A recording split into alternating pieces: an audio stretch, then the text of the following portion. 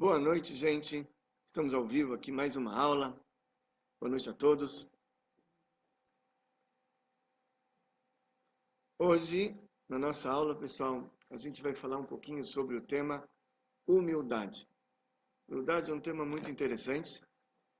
Na nossa porção está escrito que o homem Moisés era o homem mais humilde da face da terra. E vou contar uma história para vocês. Certa vez, tinha um homem que ele era muito humilde. E ele realmente se achava o mais humilde da face da terra. O problema dele, o que era? O problema dele é que ele tinha um problema teológico. Na Torá está escrito que tem alguém mais humilde que ele, Moisés. Então, talvez a Torá não seja verdadeira. Ele pensava, ele é mais humilde. Ele pensou muito tempo. Depois de um tempo ele chegou à conclusão, falou, já sei. Está escrito na Torá que o homem Moisés é o homem mais humilde da face da terra. Por que a Torá fala sobre a face da terra? Porque sobre a face da terra é Moisés. Mas embaixo da face da terra sou eu. Ninguém sabe que eu sou humilde. Boa noite, gente. Estou vendo já bastante pessoas aqui que entraram. De tudo quanto é parte. Vamos postar, cada um posta de onde ele é. São Vicente, Pernambuco. Que bacana. Sandra de Palmares. Legal, gente. Vamos compartilhar também. Para todas as pessoas puderem, para avisar as pessoas que já estamos no ar, tá bom? Para ter bastante audiência hoje. Vamos lá. Bom, antes de falar sobre a humildade em si, vamos falar um pouquinho sobre a irmã do homem mais humilde, que era, qual o nome dela? Miriam. Miriam era a irmã mais velha de Moisés, 6 anos mais velha que Moisés. E a Miriam, ela tinha uma ligação muito forte com crianças, com procriação, com filhos, gerar nova geração, frutificai-vos e multiplicai-vos. Aliás, Miriam em hebraico vale 290. Fruto, pri, também vale 290. Tem alguma ligação. E a gente vê isso logo no início da Torá. Logo no início da vida, quando a Torá começa a falar sobre a Miriam, no livro de Êxodos, no início. O que acontece lá? O faraó, ele lança um decreto e fala que todo varão, todo menino, homem, macho que nascer, deve ser jogado no Nilo. Ele chamou as parteiras, o nome dela era duas parteiras, Shifra e Puá. Essas eram parteiras judias. Falaram, olha, cada menino judeu que nascer, direto para o Nilo. Ok, só que elas não cumpriram esse decreto. Quem eram essas duas, Shifra ou Puá? Falaram, sabe, Shifra era Yocheved, a mãe de Moisés. E quem era Puá era Miriam. Ela era parteira já no Egito. Na mais tenra idade, ela já fazia partos lá. Ajudava a parturiente. Depois, por causa desse decreto, o que aconteceu? O pai de Moisés, que se chamava Amram, ele pegou e ele falou para a mulher, olha, a gente está trabalhando de graça, vamos gerar crianças, vão ser afogadas no Nilo, é melhor a gente se separar, mulher, é melhor a gente ficar longe antes que começam a matar as criancinhas, não é para a gente. Se pegou e se separou da esposa. Como ele era o líder do povo judeu, o que aconteceu, gente? Todo mundo se separou também. Todo mundo se separou. Todo o povo judeu se separou. Uma coisa assim, inédita. Quem veio conversar com o pai? A Miriam. A Miriam falou, pai, seu decreto é pior que o decreto do faraó, pai. Você não imagina? Porque o decreto do faraó, pai, é só nesse mundo. Enquanto que o seu decreto é nesse mundo e no mundo vindouro também. Então, o seu decreto é pior que o do faraó. Mais ainda ela falou para o pai. O decreto do faraó, talvez acontece, talvez não. Talvez você consiga esconder a criança. Talvez você consiga botar numa cestinha e bota no Nilo. O seu decreto, com certeza, acontece. Então, o seu decreto é pior que o decreto do faraó. Mais ainda, falou a Miriam para o pai. O decreto do faraó é só contra os homens. O seu decreto é contra os homens e as mulheres. O faraó mandou afogar somente os meninos. E você, o seu decreto, assim como você se separou da esposa, não vai nascer nem meninos e nem meninas. Pior que o faraó, pai. Amram pensou, tem razão, minha filha. Ele casou de novo com a Yocheved, voltou para a esposa, e aí a esposa engravidou. E quem nasceu? Moshe, Moisés. Então a Miriam, ela tinha já uma relação com crianças, com parto, com nascimento, frutificai-vos e multiplicai-vos, desde a mais tenra idade. E aí, aconteceu mais tarde, que quando eles estavam no deserto, o povo começou a reclamar para Moisés. Falou, Moisés, a gente quer carne, a gente não aguenta mais comer esse maná. A gente come todo dia maná, não tem outra coisa para comer, só maná, maná de manhã, maná de tarde, maná no almoço, maná na janta. A gente quer carne, carne. E eles pediram pela gula, porque o maná era um alimento muito sagrado, muito especial, era o pão do céu. Eles pediram pela gula. E aí a gente sabe que a ordem que Deus criou no mundo é que todas as bênçãos descem para o mundo através de quem? Através do Moisés da geração. A gente vê isso na Torá. Quando eles saíram do Egito e eles queriam beber água, o que eles fizeram? Rezaram para Deus? Não. Foram falar com Moisés. Aí Moisés falou com Deus, bateu na pedra, tirou água. Depois eles estavam com fome, queriam comer. Eles foram rezar para Deus, estou com fome? Não. Eles sabiam que Moisés é um canal pelo qual as bênçãos descem. Assim está escrito na Kabbalah. Então eles foram falar com Moisés, Moisés falou com Deus, começou a chover pão, chover maná todo dia. Moisés era um canal. Então, eles disseram para Moisés, eu quero carne, quero carne, quero carne. Moisés vira para Deus e falou, olha Deus, como é que eu vou me rebaixar tanto? É gula? Não consigo ir tão baixo. Deus falou, Moisés, eu sinto muito. Porque todas as emanações que descem para a terra, você é o canal, assim eu fixei no meu mundo. Assim funciona, não tem outro jeito. Tem que passar por você, Moisés. Então vamos fazer o seguinte, Deus falou para Moisés. As Felishvim Miziknei Israel, pegue 70 anciões do povo judeu. Coloque eles no monte. Eu vou pegar o espírito que eu parei sobre você, ó Moisés, e eu pairarei esse espírito sobre eles, e aí eles estão mais próximos da terra, você está perto do céu aqui, mas eles são pessoas mais materiais, são profetas também, mas no nível inferior, estão mais próximos deste mundo. Eu vou pegar seu espírito, vou pairar seu espírito sobre eles, e aí através deles vai vir a carne. Ok. Ele tinha então Moisés que pegar 70 anciões. Só que, como é que ele fez? Ele pegou 6 de cada tribo. Só que eram 12 tribos. 6 de cada tribo dá quanto? 72. Como é que ele faz? Como é que ele desclassifica 2? Sorteio. Pegou uma urna, botou lá dentro 72 bilhetinhos. Em 70 deles ele escreveu ancião e 2 em branco. Tá bom. Foram lá. Existem outras opiniões que foi diferente. Enfim, mas fez um sorteio. No final, quem ficou de fora do sorteio? Dois rapazes, o nome deles era Eidad e outro chamava Meidad. Eldad ou Meidad. E eles ficaram no acampamento, não foram até o monte, e lá eles começaram a profetizar. Profetizaram lá embaixo. E o que eles profetizaram? Moisés vai morrer, e quem vai levar o povo judeu para Israel? Josué. E eles começaram a repetir isso e falar. Estava ali perto a esposa do Moisés, a Tzipora. E ela estava junto com a cunhada, que era Miriam, as duas estavam escutando. E quando a Tzipora viu os dois profetizando, ela vira para Miriam e fala, olha, coitadas das mulheres desses dois aí. Coitada das esposas. A Miriam falou, Tzipora, por que coitadas? Profetas. Falou, não, se o fim delas foi igual ao meu fim, será muito triste. E a Miriam falou, não estou entendendo, Tzipora, você pode me explicar melhor? Qual foi o seu fim? O que aconteceu de errado com você? Ela falou, olha, teu irmão, Moisés, se divorciou de mim, separou. A Miriam falou, separou?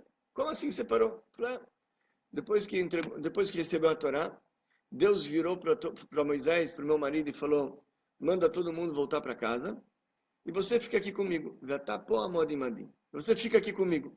você não volta para casa. Ou seja, foi uma ordem explícita de Deus que Moisés ficasse com ele conectado o tempo inteiro.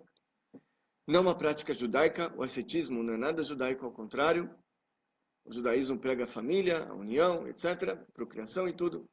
Mas aqui era uma coisa especial, pontual, que Deus falou com Moisés. Você fica aqui. Então, divorciou.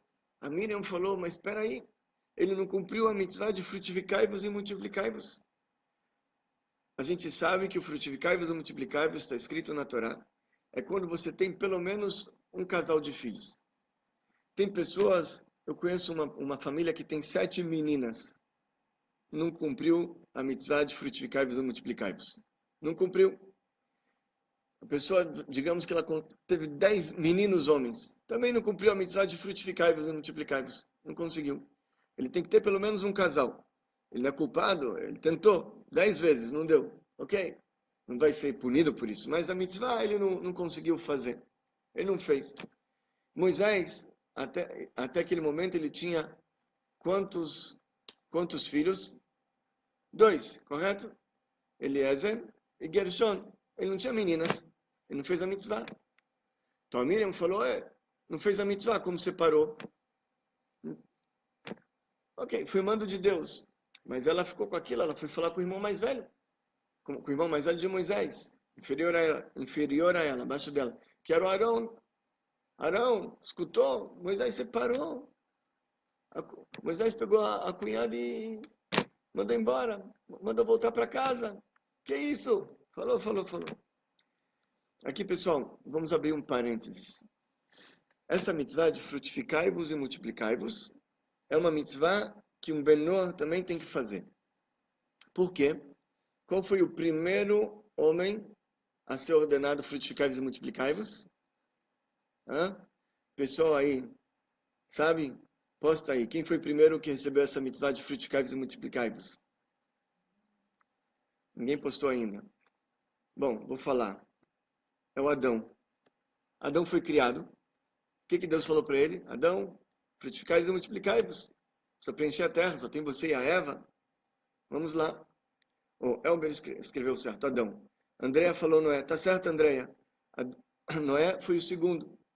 Depois do dilúvio, Deus virou para o Noé e falou, Noé, frutificai-vos e multiplicai-vos. Preencha a terra, conquista a terra. Então essa mitzvah foi dada também para Noé. E o Benor ele tem que cumprir.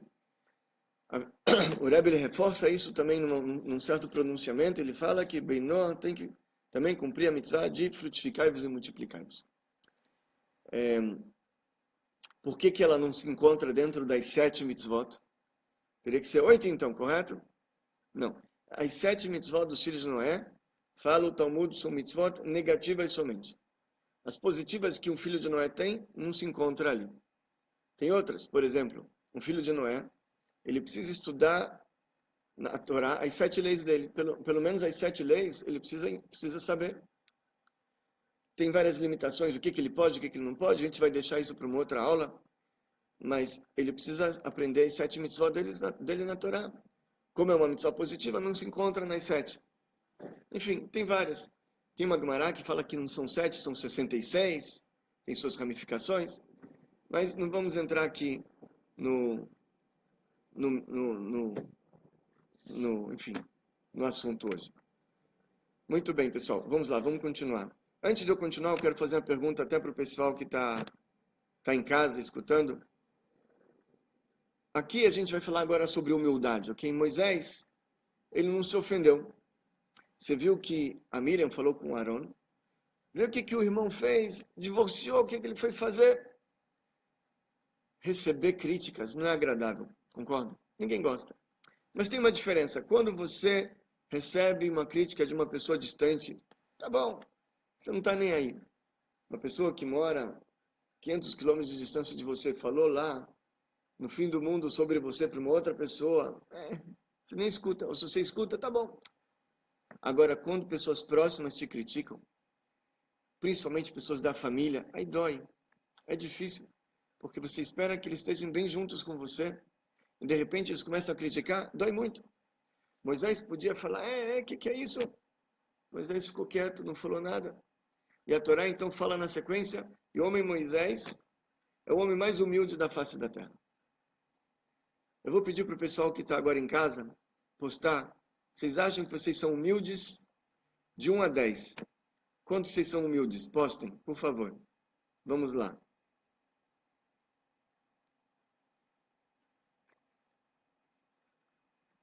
Se a pessoa postar 10, talvez ele já não é humilde, né?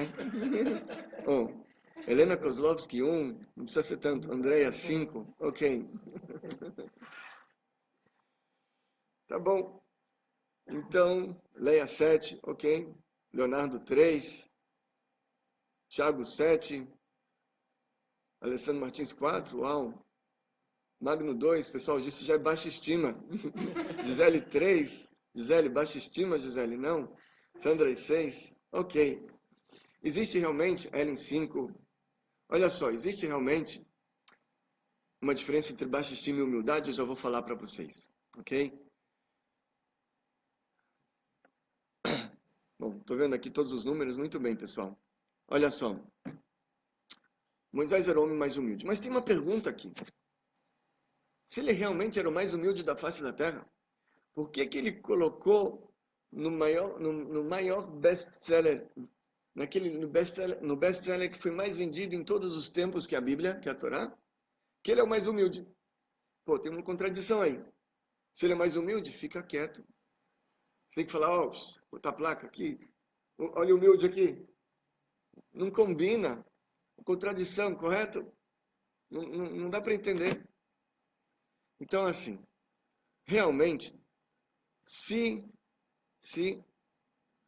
você interpretasse humildade como, por exemplo, um sentimento de desprezo, um ser desprezível, aí sim essa pergunta seria pertinente.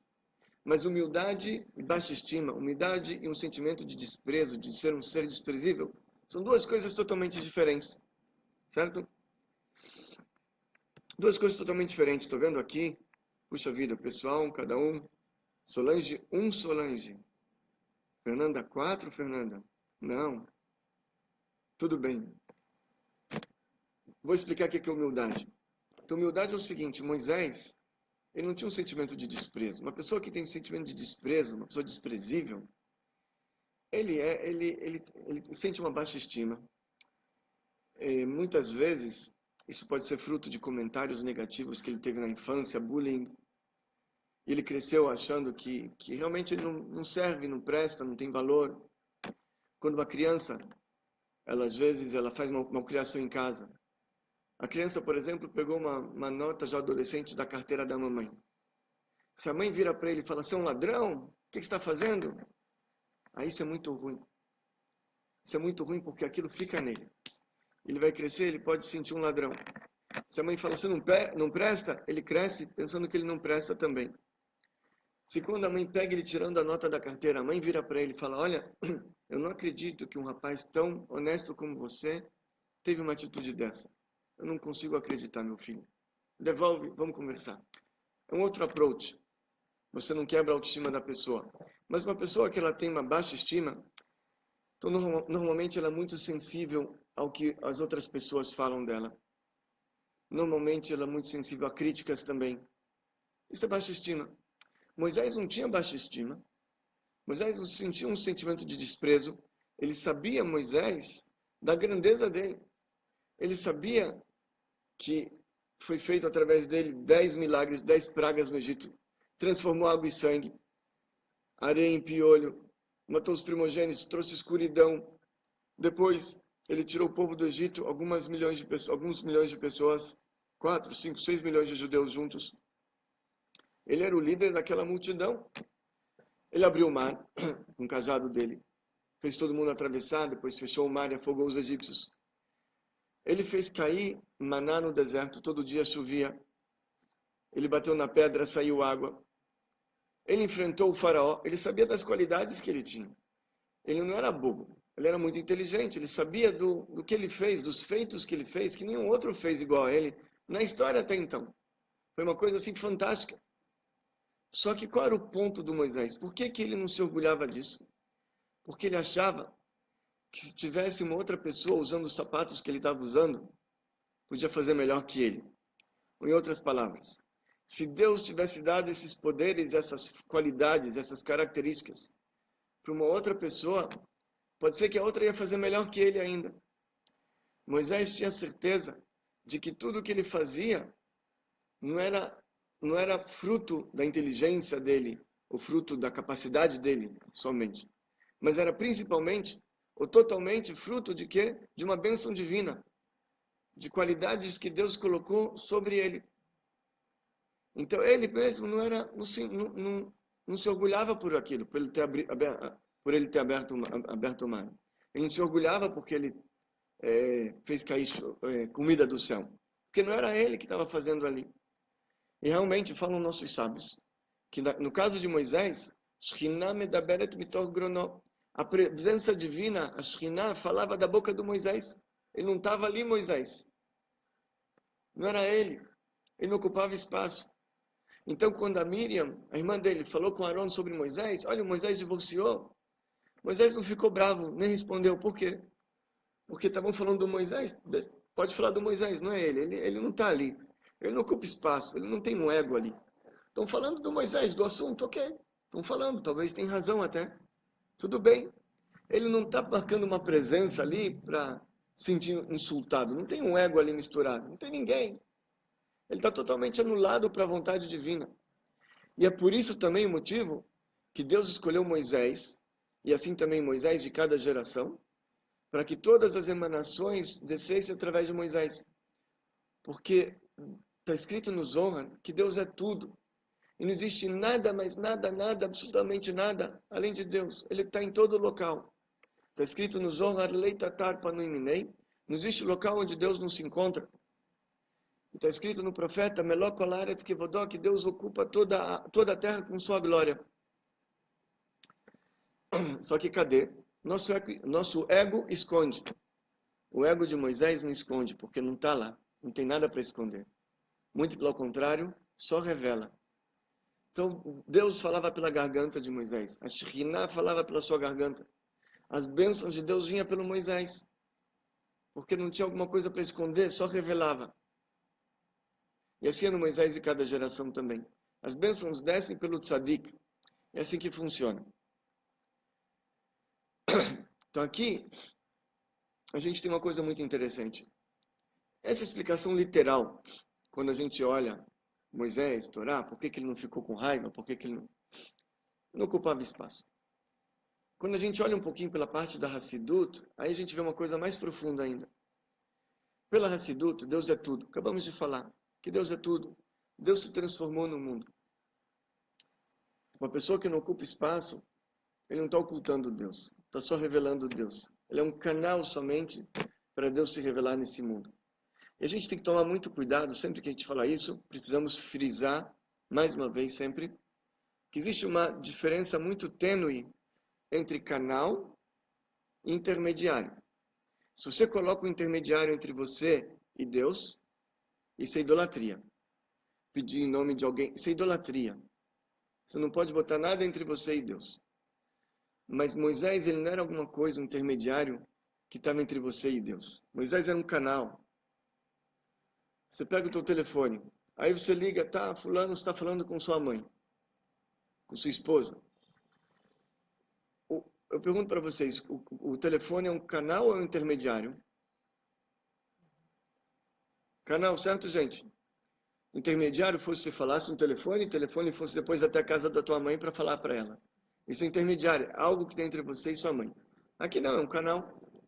Moisés, ele está tão anulado para Deus, ele não ocupa espaço, então ele é um canal. É um canal que Deus colocou para descer as bênçãos e para subir as bênçãos também. E é por isso que quando o povo veio reclamar com Moisés, a gente quer carne, o que Moisés respondeu? O que somos nós que vocês estão reclamando conosco? O que somos nós? Ele realmente, Moisés, não se sentia nada ali. Ele falava, meu amigo, você não está reclamando comigo. Está reclamando com quem? Moisés continua o versículo. Vocês não estão reclamando comigo ou conosco. Que Hashem. Vocês estão reclamando com Deus. Porque reclamar com Moisés é reclamar com Deus. Era só um canal. Você está vendo um ser humano ali, e ele é um ser humano. carne e osso, filho de pai e mãe. Mas ao mesmo tempo, o brilho, a efulgência da Shekhinah, da presença divina, toda aquela luz, toda aquela energia está se revelando ali em Moisés. Então está falando direto ali, um canal está falando direto com Deus. E aí você consegue entender o Salmo 90. Porque o Salmo 90 é um salmo muito interessante. Está escrito no Salmo 90, Tfilah le Moshe ish Elokim. Um salmo a Moisés, homem divino. Eu pergunto, como assim homem divino? Homem divino, a princípio, não é um conceito judaico, gente. Como assim homem divino? Sim, porque um homem, se você coloca um intermediário entre Deus, isso é uma idolatria. Mas aqui Moisés era um homem divino. Ele era um homem, um ser humano, nascido de pai e mãe, de carne e osso. Mas ao mesmo tempo era divino, porque Deus irradiava a sua Shekhinah através dele. Falava pela garganta de Moisés. Então Moisés, de um lado, ele era muito grande, mas ao mesmo tempo ele não era nada. Então aqui a gente vê uma coisa fantástica, pessoal. Grandeza e humildade não são duas coisas opostas. No fundo é a mesma coisa, são sinônimos. Por maior que você seja, quando você realmente é grande, você é realmente humilde. Porque quanto mais próximo você está de Deus, quanto mais próximo você está do infinito, menos você vai se sentir. Imagina você se encontra no meio do oceano. Qual a sensação? Você se sente uma pulguinha, um nada, no meio daquela vastidão. E por mais que você reconheça suas qualidades, suas boas características, suas virtudes, uma gota d'água, um galão de 20 litros no meio do oceano, é a mesma coisa. Então assim também, Moisés, ele reconhecia tudo, sua grandeza. Mas ele sentia assim, ó, nada, nada, nada. Vocês sabem, eu vou contar duas histórias para vocês para concluir. O primeiro Rebbe de Chabad, quando ele tinha 15 anos, era o Admor Azaken. Ele foi estudar a Torá numa yeshiva, no seminário rabínico, do grande Magid Mimezrit, o sucessor do Baal Shem Tov. E ele tinha uma dúvida no Talmud, e ele bateu na porta do mestre para perguntar, tirar dúvida. E o mestre pergunta, quem é? Responde uma voz lá de dentro, sou eu, de fora, aliás, sou eu. Mas o mestre continuou perguntando, mas quem é? E o Admor Azaken continua falando, sou eu. Mas quem é? Sou eu. Quem é? Sou eu. Quem é? Sou eu. Algumas vezes. Até que ele falou o nome, é o Zalman. É o Shneur Zalman. O mestre escutou e falou, Zalminho, entra Zalminho. E o Zalminho entrou, ele fez a pergunta, o mestre respondeu, e depois o mestre olhou para o Zalminho nos olhos e falou, Zalminho, boa viagem. O Zalminho se assustou, boa viagem. Ele não estava esperando viajar, ele queria ficar na yeshiva. Mas vocês sabem, se o Rebbe fala boa viagem, a gente não discute. A gente pega uma trouxa, pega a primeira estrada que você vê e vai embora. E assim ele fez. Pegou uma trouxa, pegou a primeira estrada e foi embora. Andou bastante, chegou num vilarejo. Um vilarejo típico judaico. Quando ele entrou, veio um outro judeu e falou, rapaz, o senhor é judeu? Por favor, você pode vir aqui comigo? Precisamos de um quórum de 10 homens, você vem completa comigo? Claro que eu venho. Na cabeça dele, eu já sei porque o Rebbe me mandou para ajudar esse pessoal aqui. E na sequência fizeram uma circuncisão, um Brit Milá de uma criança que nasceu, e serviram uma refeição. Ele sentou para almoçar com a família. Almoçou, abençoaram a Deus, depois da comida, ele pegou, se despediu e foi embora. Mas não dá uns 3, 4 minutos que ele foi embora, o dono da casa vem correndo atrás dele e fala, senhor, rapaz, por favor, me espere. Eu preciso lhe dizer uma coisa. Eu sei que não é agradável, mas olha, o faqueiro que usamos na refeição era um faqueiro que a minha esposa recebeu da bisavó dela. Era algo de estimação, tinha um valor de estimação muito grande ali. E a gente juntou todas as peças, e veja bem, olha, está faltando uma colher de prata. Agora, o senhor, meu amigo, é o único estranho que estava lá conosco. O resto é tudo familiar. Então, portanto, o senhor faz o favor e devolve a colher. Ele falou, imagina, Eu não sou ladrão, imagina. Devolver a colher. Eu não sou ladrão, gente. O pai falou, você é. Ele falou, não sou. É você o ladrão. Ele falou, não sou eu. É você o ladrão, não sou eu. Juntou os outros 8 vieram também. Tinha um que tinha um sangue quente, começou a espancá-lo.